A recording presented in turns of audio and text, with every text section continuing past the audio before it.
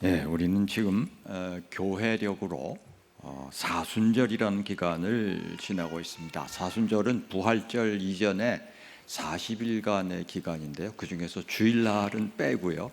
40일입니다. 주님의 고난과 십자가의 죽으심을 묵상하면서 우리 자신을 돌아보는 기간이죠.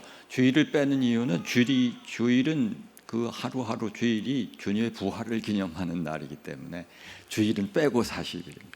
아무튼 본문 말씀은 마가복음에 나오는 예수님이 십자가에서 못 박혀서 죽으시던 날의 이야기입니다. 예수님은 갈릴리 지방에서 복음 사역을 시작하셨습니다. 하나님 나라의 복음을 전파하셨고 하나님의 진리의 말씀을 전하셨으며 수많은 병자들과 귀신 들린 자들을 고쳐주셨습니다. 그래서 많은 사람들이 예수님을 좋아하고 존경하고 사랑하게 되었습니다. 그런데 예수님께서 가르치신 말씀은 당시 철저한 유대교 보수주의자인 바리새파 사람들의 반발을 샀습니다. 그 이유는 예수님의 가르치심이 안식일 계명이라든지 혹은 그들의 정결예법이라든지 그런 것들에 위반하고 그런 전통을 무시했다는 거였습니다. 그런데 사실 더 깊은 이유는 예수님의 말씀이 그들 자신의 가식적이고 위선적인 속마음을 폭로했기 때문이었습니다. 그래서 마가복음 상당히 앞부분에 속하는 마가복음 3장 6절에 벌써 바리새인들이 예수님을 죽이려고 모의하기 시작했다는 말이 나옵니다. 예수님이 갈릴리에서 사역하시다가 이제 예루살렘으로 올라가셨습니다. 예루살렘으로 올라오시자 바리새파 사람들은 본격적으로 또 헤롯 당과 손을 잡고 예수님에게 곤란한 질문을 던져서 예수님을 함정에 걸려갖고 매장시키려고 여러 가지 수를 쓰는데 예수님의 지혜로운 답변 때문에 다 막혀버렸습니다. 그래서 예수께서 예루살렘 성전에서 장사하는 사람들을 전부 쫓아내시고 예루살렘 성전을 정결케 하시는 사건이 일어난 후에 이제는 바리새인들뿐만 아니라 그 당시에 최고 성직자라고 할 수 있는 대제사장들과 장로들도 예수님을 극도로 미워하게 됐습니다. 왜냐하면 자신들의 이권과 관련 있는 그 장사하는 사람 다 내쫓으니까 그게 싫었던 것 같습니다. 그래서 그들도 이런저런 난처한 질문을 갖고 와서 예수님을 함정에 빠뜨리려고 하는데 역시 뜻대로 잘 되지 않았습니다. 그래서 마가복음 이제 뒷부분에 속하겠죠. 마가복음 14장 1절 2절을 보면 그걸 또 예수님을 잡아 죽이기를 모의하는데요. 그런데 예수님을 좋아하는 군중이 너무 많이 모이니까 명절에는 하지 말자. 그때가 이제 6월절 이틀 전이라고 나오는데요. 주후 1세기 예수님보다 조금 늦은 시기에 살았던 유대인 역사 중에 요세푸스라는 사람이 있습니다. 그 사람에 의하면 이 당시에 예루살렘의 명절이 되면 더구나 6월절 같은 명절이 되면 예루살렘에 온 세계에 흩어져 있던 유대인들이 모여드는데요. 270만 명 정도가 모였다고 합니다. 예루살렘 성이 그렇게 큰 성이 아닌데 물론 예루살렘 성 안만 말한 건 아니고 주변까지 다 합해서겠지만 270만 명이나 모인 그 사람들 속에 반란이 일어나면 걷잡을 수 없겠죠. 그래서 명절에는 하지 말자고 했어요. 근데 뜻밖에도 하지 말자던 일이 하는 쪽으로 획 바뀌는 사건이 일어났습니다. 급속하게 예수님을 정말 잡아 죽이게 되죠. 그것은 예수님의 12제자 중 하나인 가롯 유다가 스스로 그들을 찾아가서 예수님을 남몰래 그들 손에 넘겨주겠다고 제안한 것입니다. 예수님은 6월절 만찬을 제자들과 함께 하시고 겟세마네 동산에 가서 기도하셨습니다. 근데 그 밤에 유다가 대제사장의 종들을 이끌고 군중들이 없는 겟세마네 동산으로 가서 그들에게 예수님을 넘겨주었습니다. 이때로부터 예수님을 처형하는 데까지 불과 10시간도 채 걸리지 않았습니다. 예수님을 체포한 것이 좀 일찍 자정쯤이라고 해도 골고다 언덕으로 가서 예수님을 십자가에 못 박은 때가 제3시, 그러니까 우리 시간으로 오전 9시인데요. 불과 9시간도 안 걸린 겁니다. 이 모든 일이 그야말로 전광석화처럼 팍 되어진 일입니다. 그날 밤에 대제사장 집에서 산헤드린 공회라는 게 열렸는데요. 대제사장 집에서 모였다고 하니까 전체가 모인 것 같지도 않아요. 핵심적인 서기관들과 대제사장들과 장로들이 모였는데, 그들은 예수님을 신성모독죄에 해당한다 이렇게 정죄하고 예수님에게 사형 판결을 내렸습니다. 그런데 그들은 예수님이 사형에 해당한다고 판결을 내렸지만 직접 죽일 자신은 없었던 것 같습니다. 그래서 식민 통치자인 총독 빌라도에게 예수님을 끌고 가서 신성모독죄라고 그래갖고는 빌라도에게는 안 통하니까 반역죄라고 고발을 하는 것입니다. 그래서 로마군이 예수님을 죽이게 만드는 거죠. 유대인 대중에게 큰 지지와 사랑을 받고 있는 예수님 같은 사람을 사형으로 직접 처형하는 것은 그들로서는 부담스러운 일이었을 것입니다. 그래서 빌라도의 권력과 힘이 필요했습니다. 빌라도는 그들이 예수님을 자신들의 종교적 시기심 때문에 죽이려는 것을 눈치채고 예수님을 석방하려고 했습니다. 그러나 그들은 예수님을 로마 제국의 반역자로 몰면서 자칭 왕이라고 하는 사람을 살려준다면 당신은 가이사르의 충신이 아니오 라고 하면서 예수님을 십자가에 못 박아라, 십자가에 못 박아라 라고 했던 것입니다. 아주 격렬하게 그렇게 주장하니까 빌라도가 자신이 통치하는 지역의 지도자들이 그렇게 하는 거 계속 그렇게 반발하면 그것도 자기한테 이롭지 않으니까 그들을 만족시키기 위해서 가지고 한 사람 죽는 건 자기하고 별 상관없으니까 사형 십자가 판결을 내렸습니다. 로마 군병들은 예수님을 채찍질하고 조롱하고 침뱉고 저주하고 욕하였습니다. 그리고 그에게 십자가를 짊어지워서 골고다 언덕까지 끌고 가서 거기서 십자가에 못 박았습니다. 두 사람의 강도와 합계 못 박았다고 나오는데요. 강도라고 했지만 마가복음 15장 7절에 보면 밀란을 꾸미고 살인한 자라는 말이 나오는 거 보면 아마 또 당시에 반로마 제국 무장투쟁을 하던 그런 유대인들 중에 셀롯 땅이라는 사람들이 있었는데요. 아마도 그런 계열의 사람이 아닐까 싶어요. 십자가형은 로마 제국 당시에 가장 고통스럽고 무시무시하고 잔인한 사형 방법이었습니다. 목을 잘라 죽일 수도 있고 목을 졸라 죽일 수도 있지만 이 방법은 정말 끔찍해요. 여러분 생각해 보십시오. 이 손에 발에 못을 박았다고 사람이 빨리 죽습니까? 안 죽지요. 살이 찢기고 뼈가 으스러지면서 또 피가 조금씩 빠져나가면서 끔찍한 고통과 목마름 속에서 이틀 혹은 사흘에 걸쳐가서 서서히 죽는 걸 한번 상상해 보십시오. 정말 잔인하고 무서운 형벌입니다.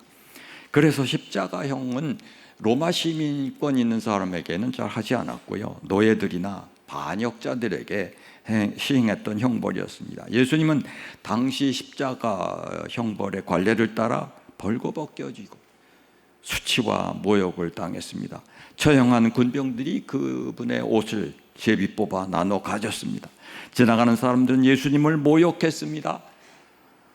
아하, 성전을 헐고 사흘에 짓는 자여, 내가 너를 구원하고 십자가에서 내려와 봐라 하기도 하고 대제사장과 서기관들도 함께 조롱합니다. 15장 31절에 그가 남은 구원했을 때 자기는 구원하지 못하네. 이스라엘의 왕 그리스도여, 이제 내려와서 너 자신을 구원하고 우리로 믿게 해봐라, 이렇게 조롱하는 겁니다. 얼마나 자존심 상하는 조롱입니까? 보통 십자가형을 당하는 사람들은 끔찍한 그 고통 때문에 거의 미치광이처럼 발악하면서 저주하고 자기를 괴롭힌 자들을 욕하고 저주하면서 죽어간다고 합니다. 그런데 예수님은 전혀 그렇지 않았습니다. 오히려 자기를 괴롭히고 죽이는 자들의 죄를 용서해달라고 하나님께 기도하셨던 것이죠. 제6시 낮 12시가 돼서 한 3시간 동안 어두움이 그 땅을 갑자기 덮었습니다. 그때 예수께서 갑자기 크게 소리를 지르셨는데 엘리 엘리 라마 사박타니라는 말입니다. 이 말은 당시 유대인들이 일상생활에서 쓰던 아람어라는 말로 되어 있는데요. 나의 하나님, 나의 하나님, 왜 나를 버리셨나이까? 그런 뜻입니다. 그때 곁에 있는 사람들 중에 어떤 사람들이 예수님이 엘리야를 부르나 보다, 그렇게 생각했습니다. 엘리야라는 말의 발음이 엘리야하고 비슷해서 그렇게 착각한 거 아닌가 싶습니다. 그 중에 어떤 사람이 달려가서 해면에다가 신 포도주를 머금게 해서 갈대막대기 끝에 꿰갖고 예수님 잎에 대가지고 잠시 목을 축이게 해주고, 엘리야가 와서 정말 그를 살려주나 보자 라고 했습니다. 그러나 그런 일은 일어나지 않았습니다. 결국 예수님께서 크게 소리를 지르시고 숨지셨습니다. 그리고 그때 예루살렘 성전의 성소 휘장이 위에서부터 아래로 쫙 갈라져 찢어졌습니다. 그런 일이 사람의 손으로 하지 않은 일이 벌어졌습니다. 그 의미는 예수님께서 그렇게 죽으심으로 말미암아 대제사장뿐만 아니라 우리 모두가, 또 대속죄일 뿐만 아니라 언제든지 하나님의 임재 앞에 들어갈 수 있는 길이 열렸다는 걸 의미하죠. 그런데 이 모든 상황을 지켜보던 이 로마군 백부장, 사형집행관, 이 뜻밖의 말을 합니다. 이 사람은 진실로 하나님의 아들이었도다. 이 말은 우리를 좀 깜짝 놀라게 합니다. 뜬금없습니다. 왜 그가 사형집행관이 갑자기 이런 말을 하는 것일까요? 그런데 이게 성경책에 기록된 걸 보면 옆에 있는 사람들이 들었다는 얘기 아니겠습니까? 왜 이 사람이 이렇게 큰 소리로 이 말을 했을까요? 그는 로마 제국 군대의 장교로서 수많은 군병들과 죄수들이 죽는 걸 보았습니다. 그런 그가 이 예수라는 사나이의 죽음에서 도대체 뭘 보았기에 그렇게 이상한 고백, 뜬금없는 그렇지만 굉장한 고백을 하는 것일까요? 지금까지 벌어진 이 십자가의 처형 장면에서 일하는 것은 철저하게 버림받아서 고통스럽게 죽어가는 한 청년의 모습일 뿐인데요. 그렇다면 이것은 그분이 하나님의 아들이 아니라는 걸 증명할 것 같은데, 증명한다고 생각할 것 같은데, 거꾸로 이 사람은 진실로 하나님의 아들이었다 이렇게 말하는 겁니다. 마가복음의 이야기 전체의 흐름을 살펴보면 뭔가 마가복음의 저자가 우리에게 말하려고 하는 게 보입니다. 마가복음 1장 1절은 이렇게 시작합니다. 하나님의 아들 예수 그리스도 복음의 시작이다. 그러니까 이 한마디가 마가복음 전체의 주제이죠. 그런데 그 뒤에 일어나는 이야기들은 예수님을 반대하고 예수님을 시험에 들게 해갖고 올무에 매려고 하는 그런 사람들의 이야기로 가득 차 있습니다. 그런데 예수님이 이 하나님의 아들이고 메시아라고 하는, 그리스도라고 하는 사실을 처음 알아보고 고백한 사람 시몬 베드로죠. 그리고 다른 제자들도 그렇게 생각하고 그렇게 따라온 거죠. 또 많은 군중들도 예수님이 그리스도라고 메시아라고 생각했습니다. 무식한 대중들도 알아보고, 심지어 마가복음에는 귀신 들린 자들도 알아봤다고 얘기합니다. 그런데 당시에 믿음이 좋다고 자부하던 바리새인들이나 서기관들과 또 대제사장들, 이 사람들은 몰라보는 거예요. 말도 안 되는 이야기 같지만. 그리고 마지막에 대제사장과 장로들은 예수님이 스스로 하나님의 아들이고 메시아라고 했다고 하여 신성모독죄로 정죄하고 처형하는 것입니다. 그런데 이 마지막 순간에 뜻밖에도 이방인이고 사형집행관이고 백부장인 로마군 장교가 그분이 누구신지 알아보았다는 겁니다. 이 사람은 진실로 하나님의 아들이었도다. 아주 드라마틱한 반전이죠. 요새 말로 하면 대박입니다. 예. 그리고 더 큰 대박이 오죠. 부활. 예수님이 사흘 만에 부활하시는 사건이 나옵니다. 이게 마가복음의 이야기입니다.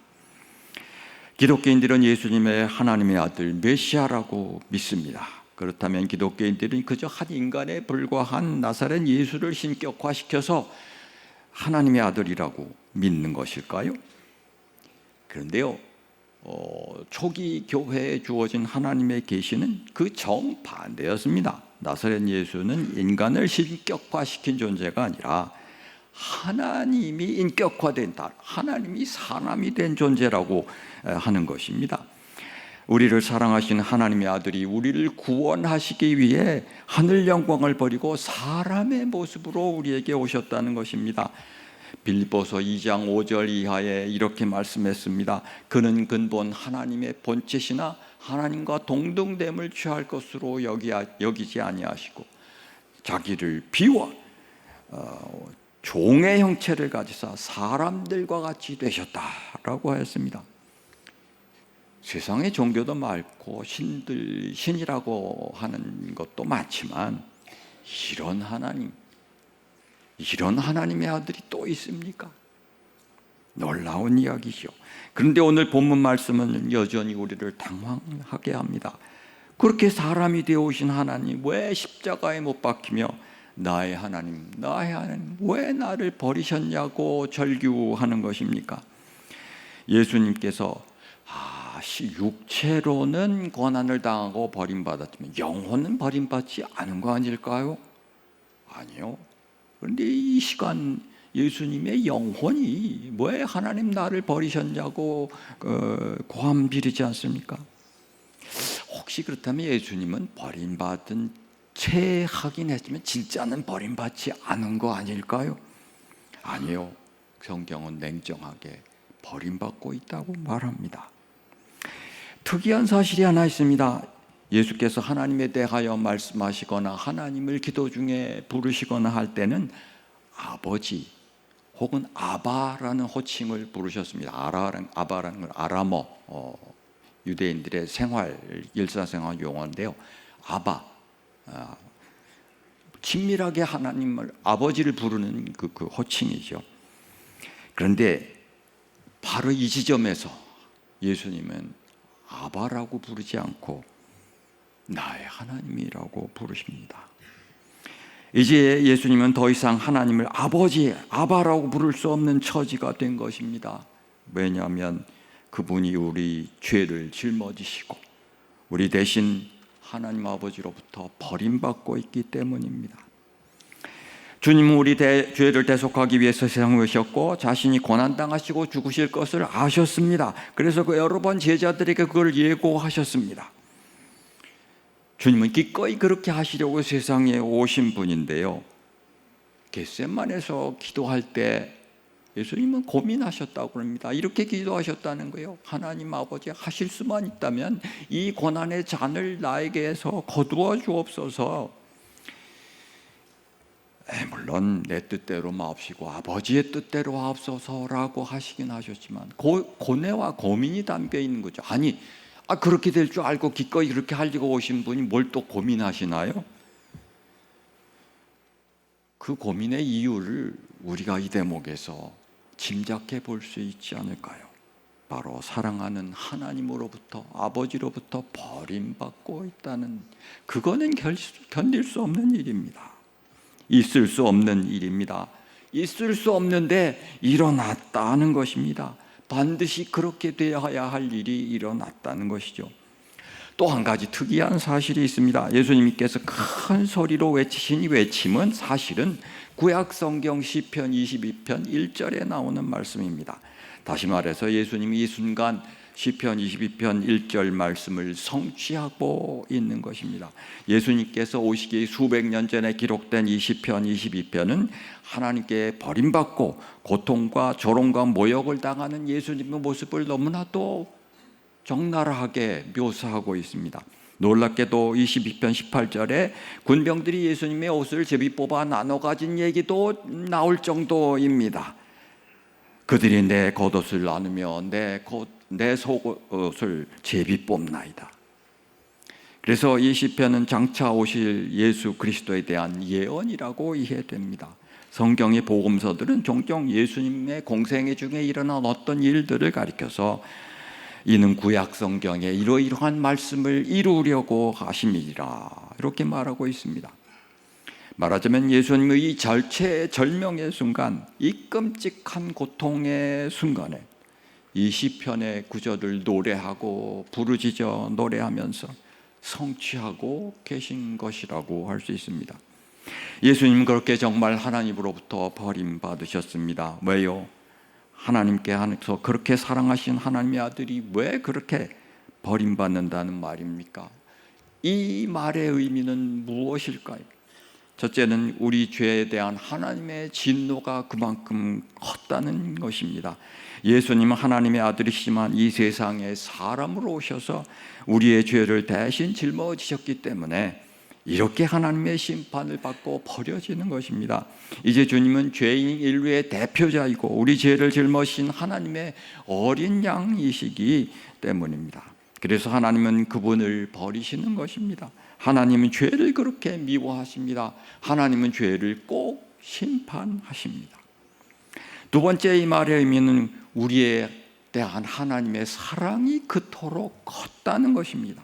하나님 우리를 버리시지 않기 위해서 하나님의 사랑하는 아들을, 우리의 죄를 짊어지신 그분을 버리셨습니다. 하나님은 기꺼이 그렇게 하실 만큼 우리를 사랑하신다는 것입니다. 사랑한다는 것이 무엇입니까? 사랑으로, 사랑하는 이 때문에 생긴 아픔을 기꺼이 품어 안는 게 사랑 아닙니까? 하나님은 그렇게 우리를 사랑하셨습니다. 세 번째로 이 말의 의미는 그리스도와 함께 우리 죄악된 우리의 옛 사람이 그리스도와 함께 버림받았다, 죽었다 하는 것입니다. 이제 그리스도 예수를 믿고 그리스도와 하나로 연합된 사람들은 그 죄악된 옛사람이 그리스도 안에서 죽고 그리스도와 함께 버림받고 죽고 그리스도의 부활과 함께 다시 살아났다는 것입니다. 그래서 로마서 6장은 이것이 바로 신자가 받는 세례, 물로 세례를 받는 것의 의미라고 말합니다. 물로 들어갈 때 예수님과 함께 우리 또 죽는다는 것을 의미하고, 물에서 올라올 때 그리스도의 부활과 함께 우리가 새 사람으로 살아난다는 걸 의미한다는 거죠. 그래서 고린도후서 5장 17절에 이렇게 말했습니다. 그런즉 누구든지 그리스도 예수 안에 있으면 새로운 피조물이라, 이전 것은 지나갔으니 보라 새 것이 되었도다 라고 말합니다. 우린 그리스도께서 목숨을 주고 얻으신 새로운 생명이므로 다시 버려지지 않을 것입니다. 그런데 오늘날 많은 사람들은 버림받았다는 느낌을 가진 채 세상을 살아갑니다. 부모에게서 혹은 선생님에게서 혹은 친구에게서 혹은 애인에게서 혹은 남편이나 아내에게서 혹은 자녀들에게서 혹은 내가 속했던 학교나 회사나 어떤 단체로부터 버림받았다는 경험, 그런 느낌으로 살아갑니다. 그래서 나는 세상에서 가장 외로운 자라고 생각합니다. 아무도 내게 관심 가져주는 사람 없다고 생각하기도 합니다. 나는 세상에서 가장 슬프고 외로운 사람이라고 생각하기도 합니다. 그러나 하나님은 우리를 버리지 않으시려고 하나님의 사랑하는 아들을 대신 버리셨습니다. 그러므로 십자가 위에서 예수님이 부르짖으신 이 처절한 외침은 거리끼고 이상한 것처럼 들리지만 그 거리낌과 이상스러움을 넘어서서 우리에게 놀라운 은혜와 사랑으로 다가옵니다. 주님의 사랑과 은혜는 저 처절한 십자가의 고난보다도 더 크고 그 죽음보다도 더 강한 것으로 우리에게 다가옵니다. 여러분, 그러므로 여러분이 그리스도 안에 있다면 여러분은 더 이상 이 험한 세상에서 나 홀로 버림받은 인생이 아닌 것입니다. 로마서 8장 25절에 이런 말씀이 있습니다. 누가 우리를 그리스도의 사랑에서 끊으리요?